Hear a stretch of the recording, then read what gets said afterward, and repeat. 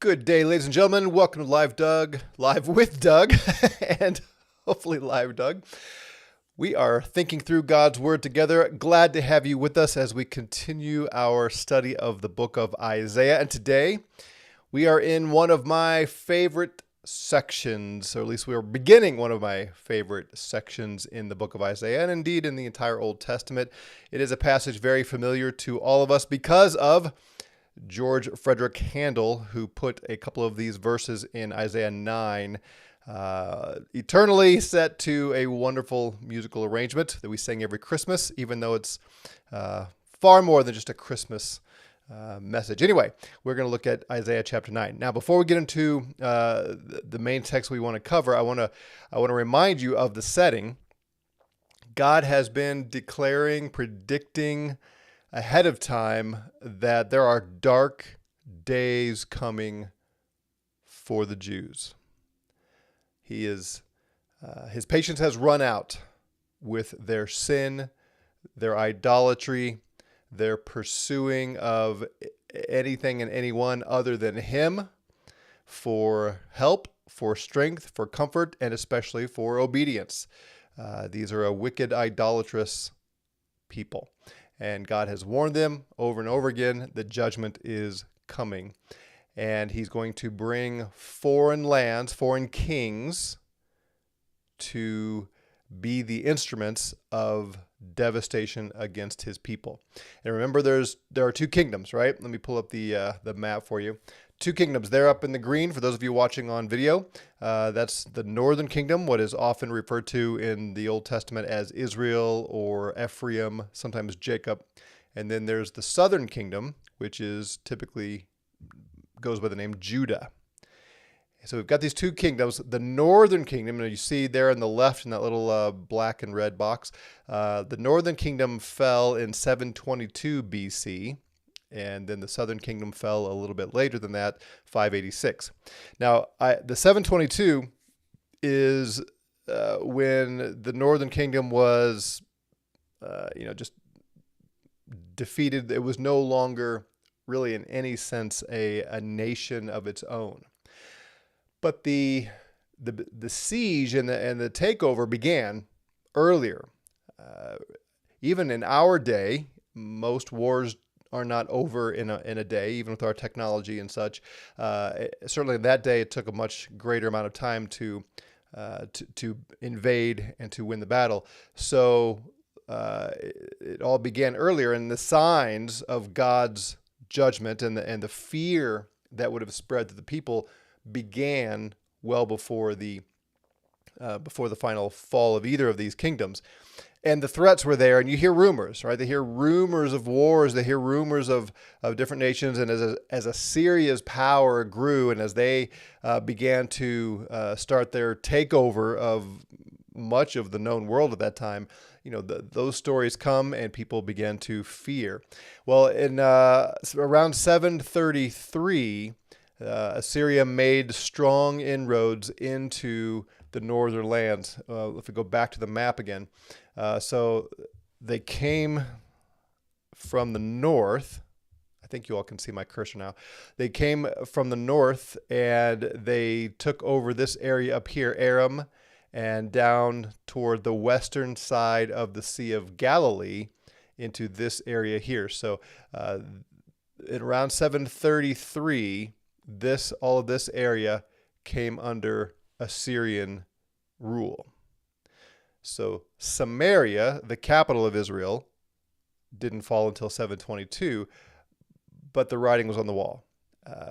The fear that spread through the northern kingdom and indeed into the southern kingdom was widespread because here they come. Well, does anybody know? Good morning, Dale. Good morning, Keith. The rest of you who are with us. Does anybody know which tribes of Israel occupied this land up here, sort of the western side of the Galilee and a little bit southwest? Any Old Testament scholars, any of you trivia buffs that might know how this is divided up? I should have pulled up one of those maps that shows the breakdown of all the lands. Maybe give you just a second here. I know you're on a slight delay, and see if anybody happens to know, or if you don't just know, if you know the passage or have looked ahead at the passage we're studying. I'll get to steal my own thunder here and give away why I brought this up, then you might be able to figure it out. Well, let me read chapter 9, verse 1. Dale says, not Levi. Yep.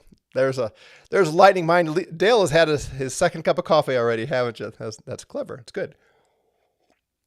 Do the rest of you know why that's clever and why he could be so sure it's not the land of Levi? The Levites had to live somewhere, right?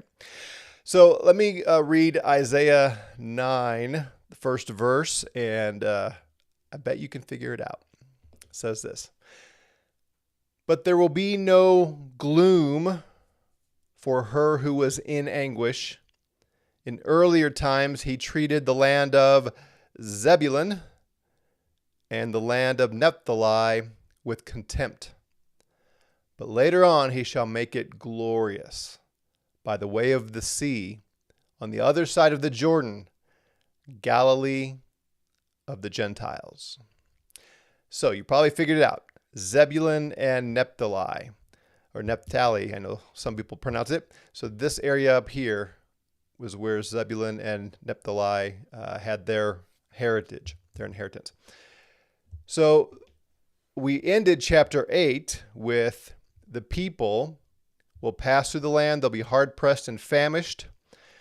It will turn out when they are hungry, they'll be enraged and cursed by their king and their God. They're going to cry out and curse everyone and everything because of their poverty, and they're going to curse their leadership and ultimately curse God. And then they're going to look to the earth and it says, behold, distress, darkness, the gloom of anguish. They will be driven away into darkness. So this is the prediction, and then it begins to come true. I don't know what people in Ukraine are going through. Here in the U.S., as an American, I've just never been under threat of invasion.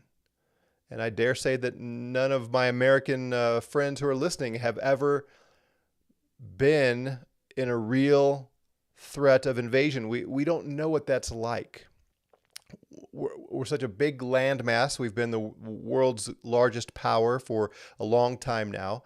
We don't have wars on our soil. Canada, is anybody afraid that Canada is going to mount up an offensive against the U.S. and come down and take us over? No. Are we afraid that someone's going to come up from the south? No. We don't expect that now. You may have other nations in mind and other ways of America caving, imploding. But as far as all-out invasion, that kind of war, that's just not the kind of thing that we are afraid of. It doesn't seem realistic to us. But Ukraine, right? There had been talk for a long time about Russia invading Ukraine, and it has happened. We're seeing it happen right now. It's fascinating on many levels to think that this war is going on, and it was all the news a few months ago, and now we just don't hear much about it. But for the people in Ukraine, it's a very real situation, right? And we hear reports every now and then of a little bit more takeover and all of that. Janice says, except the American Revolution when the redcoats from Britain came to take our guns. Yes, but that was so long ago, right? We just, that has no real pathos for us, no real, we can't really relate. We read about it in the history books like any other invasion, but you're right. I'm sure for the colonists and such that early days that was more realistic, but for us it's just not a real thing. But in Ukraine and as Russia continues to move down, and I know the warfare is different, but you can imagine the fear for your average citizen, as they hear the bombs going off and they know people are dying, and they just think, am I next? And we're just going to end, and are we going to be completely taken over by Russia? And the desire for help, desire for someone else, for NATO, for the U.S., for somebody to come and provide strength and help. That's certainly something that is on their mind. Well, that's what's going on here. So God has warned Israel that they are going to be conquered. But remember, the prophets are going through the land saying, no, no, no. Isaiah, Jeremiah, those people are crazy. Isaiah was off his rocker. There's peace, peace, peace. And God says, these prophets are saying peace when there is no peace. I am bringing judgment. But no, they were listening to the prophets and consulting the spiritists, the mediums, and the only news they would allow to the people was good news. No, the Lord is with us. We have his law. We're fine. And then they start hearing that Naphtali and Zebulun have been conquered. And now fear spreads throughout the lands, northern kingdom and southern kingdom, because they realize they had been deceived and the end is coming for them. So that's what's happening. That's what Isaiah is predicting here at the end of chapter 8. So time-wise, it would seem that chapter 9 probably takes place after the invasion and takeover of those Galilean areas, but before the fall of Samaria. Does that make sense? We don't know for sure, but it seems most likely that he would allude to what has happened there, but he would have talked about Samaria and the whole land if this were after the full devastation. At least that's what makes sense to me. So again, put yourself in their shoes. Some of the land has been taken. The fear, the anxiety that would spread through your household, through your friends, through all of the Jews here, as they realize, oh, this is coming, and there's not much we can do about it. And then put yourself in the sandals of those who come later, when the devastation does reach all the way through the entire northern kingdom and then eventually in the southern kingdom. So imagine the Jews reading this that we're about to look at generations after both kingdoms are conquered. This is a hopeful passage for those. There will be no gloom for her who was in anguish. And all these verbs in the Hebrew, by the way, are past tense. So they're as good as done because God has determined it.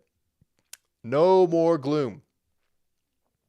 Day of darkness and gloom is coming. There will be no more gloom. She was in anguish, but that anguish is going to come to an end. In earlier times, 733-ish, he treated the land of Zebulun and land of Naphtali with contempt. God was angry at these lands. But later on, he shall make it glorious. God's wrath against his people is not the end of the story. We've seen this already over and over again in Isaiah, and here it is again. By the way of the sea, on the other side of the Jordan, Galilee of the nations. Galilee of the Gentiles. So again, look at the map, the sea, the Mediterranean Sea, that's usually what the Old Testament means by sea. So this area by the sea, across the Jordan, and along the Galilee area, there's going to be light, there's going to be hope. Now notice how he describes it. Galilee of the nations, of the Gentiles. That's not how Galilee was referred. It's not the way the Old Testament refers to Galilee.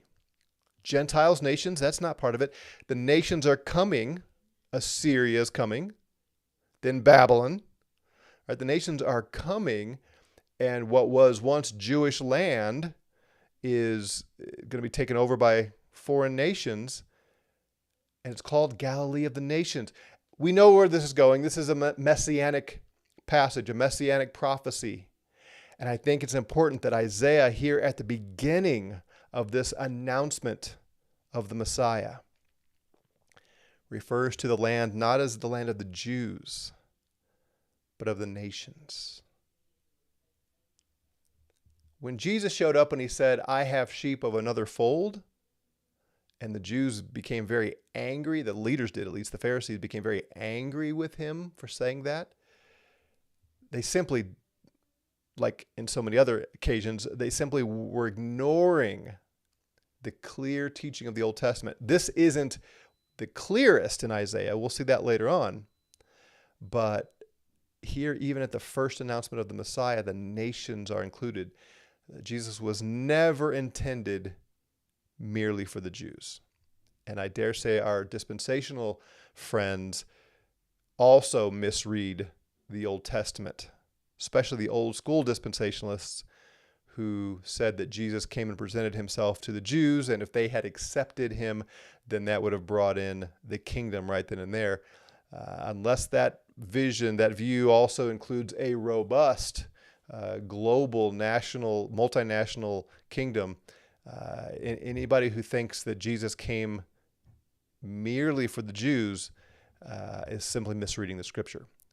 He's coming for the Galilee of the Gentiles. The people who walk in darkness, right? They're conquered. They're under the control of others. They're in anguish and gloom. They will see a great light. Those who live in a dark land, the light will shine on them. We remember Simeon. We looked at this in Luke. Simeon, when he sees the baby Jesus, quotes this text. And he's saying, this is the fulfillment. This is the consolation of Israel, the one promised for Israel and the nations. They will see a great light. Why? Because the light has come. Why does Jesus refer to himself as the light? Why does John continue to refer to Jesus as the light? Because of passages like this. They're in darkness. They've been conquered, but the light is coming. They'll see a great light. Light will shine on them. The face of God that has been hidden from them, the light of his face will shine on them again. You, says Lord, you shall multiply the nation. Remember, a remnant shall return. That was one of Isaiah's son's name. And the repeated emphasis we've seen already in Isaiah, we'll see more of it. God's going to bring devastation, but there will always be a remnant. Well, a remnant is a very small number. But here, Isaiah says, you will multiply the nation. The nation will not stay small. It will be multiplied. It will increase.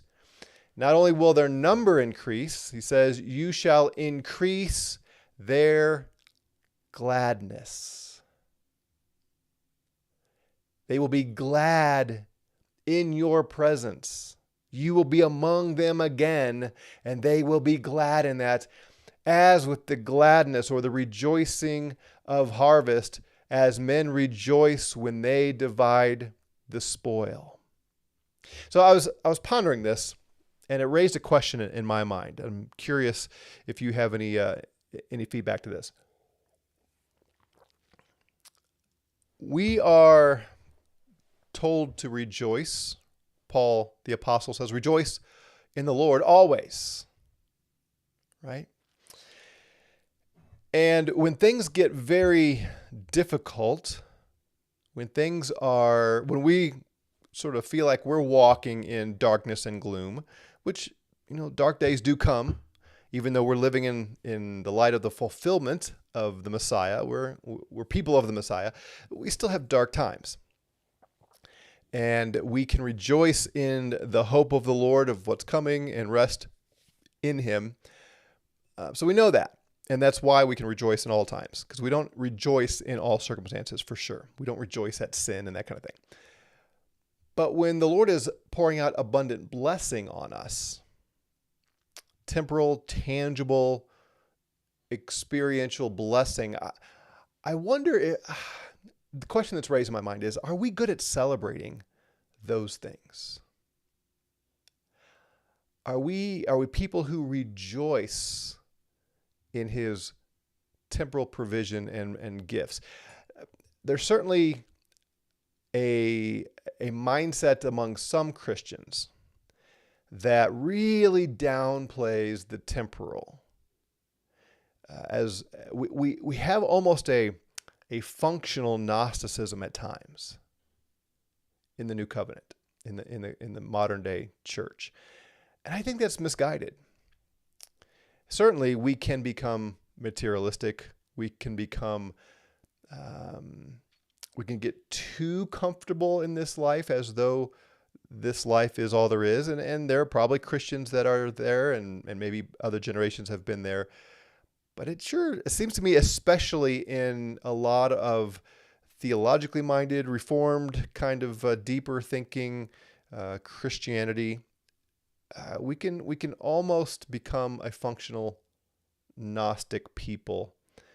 And one of the ways to fight that, I think, and one of the things that we need to rediscover is great celebration of God's victories and blessings and gifts here and now. The gospel is not believe and you'll be saved and just hang on for your dear life until you die. The gospel of the kingdom is a worldwide vision.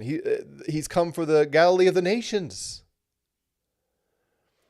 And we're to live this life for his glory, not just in some sentimental, quiet time. All right, my time alone with God, and then I got to go live with the world. No, that's just a false view. It's not a biblical view of what it means to be a Christian. So I think of something very, very wonderful. The reason I took some time on Monday, briefly, here to celebrate Roe v. Wade being overturned is because we need to look at that as great victory.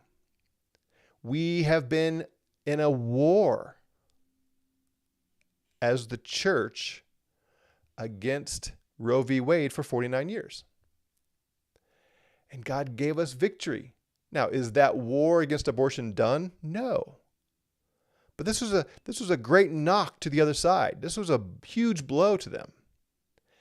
And I would encourage you to think this through. If you're part of a church fellowship and your church leaders did not celebrate this, or if their default immediately was how the church has failed to do something, we're not loving people enough, we need to not celebrate this, but we need to feel almost guilty for things we haven't done, and those poor people who are, I don't know, if there wasn't a great sense of celebration and victory in your church, that should bother you.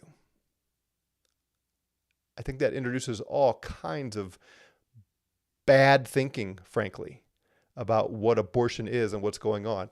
Conversely, celebrate. I would even say on Monday, July 4th, celebrate God's good gift of the United States of America and our independence. There are a lot of reasons to be concerned about where our nation has gone in recent decades, and certainly in recent months and years. And we could be heading into a period of darkness and gloom as well. But maybe not. Maybe we're seeing signs of a change of path, a change of course.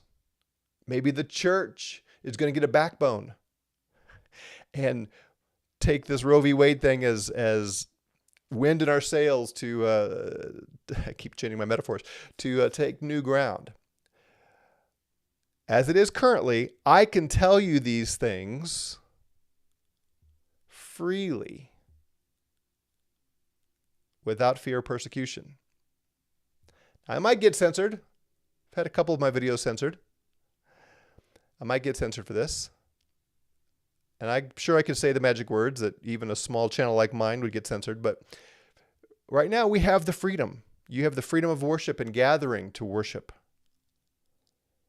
And we have votes. I hope you voted yesterday if there were primaries and things going on. I hope you'll vote in November. We have those freedoms. Take some time on Monday and celebrate God's good gifts of things going on in the U.S.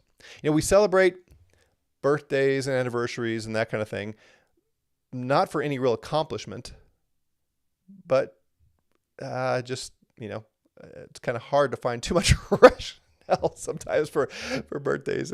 For couple, anyway, no, I'm not down on birthdays, but we need to make sure that we continue to ramp up celebration of God and his gifts to us as the provider of every good thing. We don't celebrate his gift of food because we're so sure that we're going to have plenty of food. Our cupboards are full. All that to say, you think I just went off on some political tangent here, but no, I'm trying to set up verse 3 here. God says, I'm going to multiply the nation. I will increase their gladness. They will be glad in your presence, in God's presence, as with the gladness of harvest, as men rejoice when they divide the spoil. And my concern is we can't even relate to this because we don't fight battles. We're not pursuing things and working hard for things to be productive and to conquer enemies, so that we don't really relate to the idea of rejoicing at harvest and dividing the spoil. If we were an agricultural people who we had to spend our time in the spring, all of us, for survival, we had to turn the soil. We had to get our plows. We had to hitch up the oxen, sharpen the blades, and get out there. And it was a whole family enterprise where the men are out there laboring in the fields. The women are in the houses cooking lots and lots of food for all the laborers, because that labor makes you hungry, and they'd come in at noon and they need to eat. And then they go back out and continue to hoe the rows and plant the seed and dig up the weeds and fertilize and all that. And the women, the daughters, they are making more and more food because those laborers are coming back in because they're going to be hungry again at dinner time. And then all the women and children are also out there working with the dads. Everybody had a role to play to plant those fields.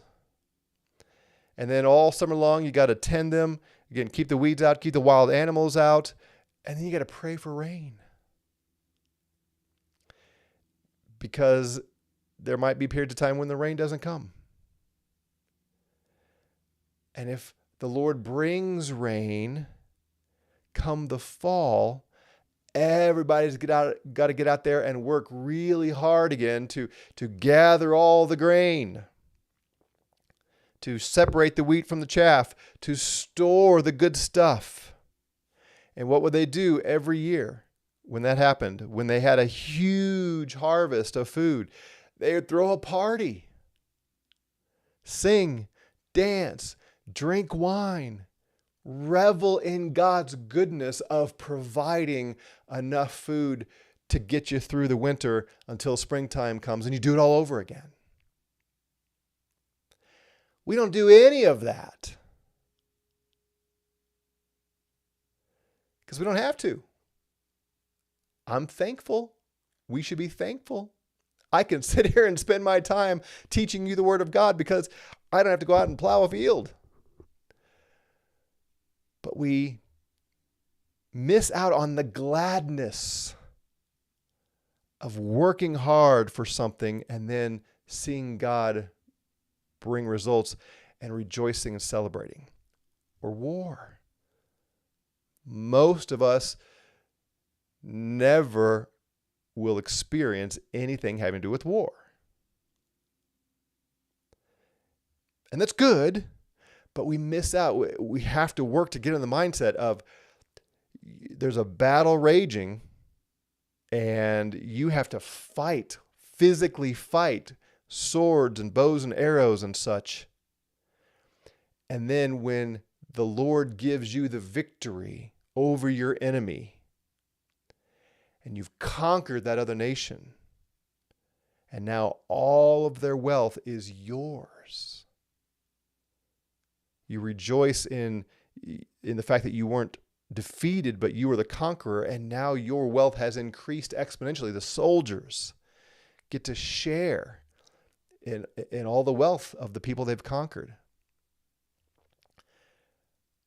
Those are the images that God uses to say, when he brings the light to the people who live in darkness,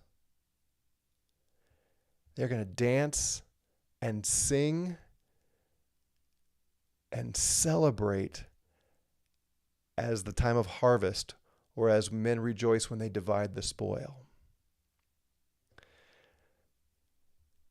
Well, I didn't intend to spend our whole morning on those things, but I just want to leave you with this.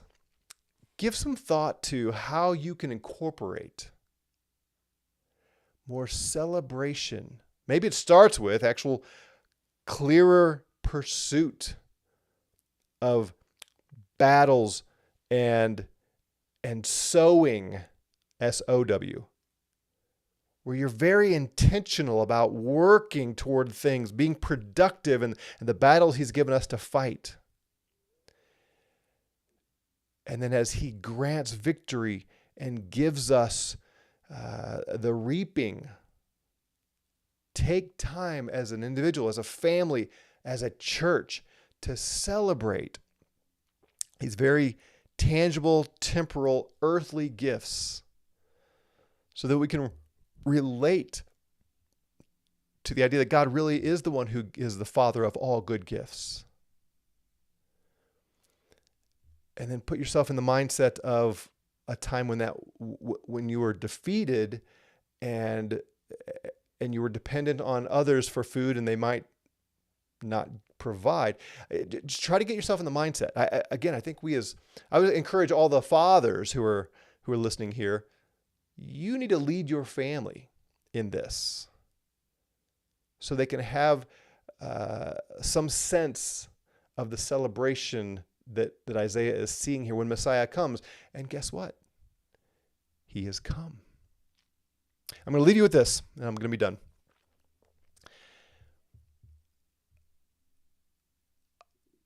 I don't want to get too far down this path, but our traditional church model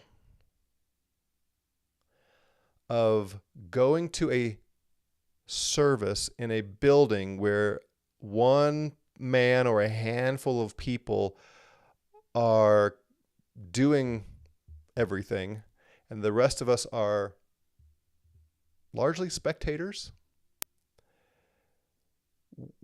we miss out on the fellowship and the celebration around the Lord's Supper and the fellowship and love, and the love feast, says the New Testament seems to describe it. We miss out on that in the traditional model. Some of you are in very, very high liturgical, high liturgy churches where you go up and you have a little one-on-one session with the pastor. That's not how the New Testament describes the Lord's Supper. Well, frankly, even in low liturgy churches, that's still kind of how it is, right? Anyway, I don't want to. I'm not trying to provoke unnecessary turmoil here and controversy. I'm just saying the Lord's Supper. If you're in a traditional church and you are in a small group, how great would it be to celebrate the Lord's Supper together as that small group and share victory stories with what God is giving, to celebrate, be glad in God's provision, all flowing from, first and foremost, his death and resurrection, of course. But that's not where his blessing stops. That's the foundation of it. But he's the Father of all good gifts. He's the provider of all good things. So anyway, I know I'm going all over the place. I'm not really trying to lecture us on ecclesiology as much as, for those of you who don't know, that's the study of church and kind of how we do church, so to speak. But I really am trying to reintroduce to some of us the living life now and celebrating God's good gifts now as a foretaste of all that is coming, and specific for Isaiah to help us realize when God uses these images and metaphors, we miss out. This is a very real situation of these people the Jews who were an exiled, conquered people, and God is promising great victory and celebration. So with that, I'm going to leave you for the day to think about, and we will come back tomorrow and continue to work toward our view of the child has been born, a son has been given. Have a great day in the Lord. We'll see you tomorrow.